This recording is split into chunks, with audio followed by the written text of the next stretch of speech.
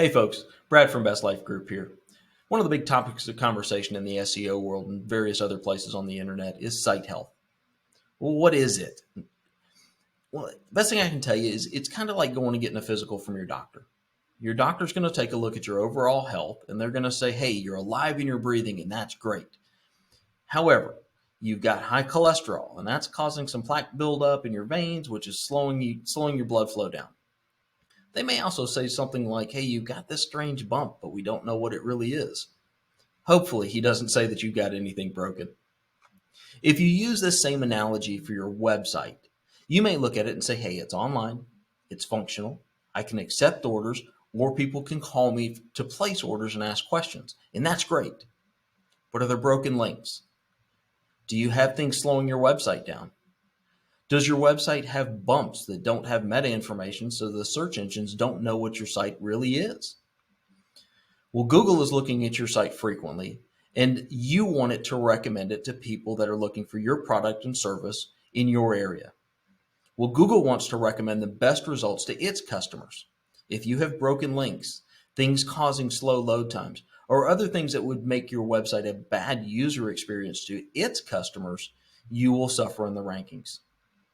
As for those pages with no meta information, well, Google doesn't know exactly what those pages are about. So you need to have meta titles and meta descriptions on all of your pages, and it needs to be different for each. When we see a customer site for the first time, one of the first things that we do is we run a site health report. And one of the most common things that we see is missing meta information on category pages and item pages. The second most common thing that we see is duplicate content. And this is where somebody took the time to put in the meta information, but they use the same thing for all items or all categories. Again, Google doesn't know what that web page really is about, and it doesn't know which one to show in the search results. So what ends up happening is Google tends to ignore those pages, and they may end up ranking somebody higher because the other website has appropriate titles and descriptions that is different for each page. Well, the good news is there's a ton of tools out there to help. And a simple Google search result, when you look for how to check site health on my website, you're going to find tools like Ahrefs, SEMrush, Moz, or even Google Webmaster Tools. Well, each one of these pieces of software examines things a little bit differently and prioritizes things a little bit differently. They're all great choices to use as a starting point. The important thing is that you have to stay on top of it.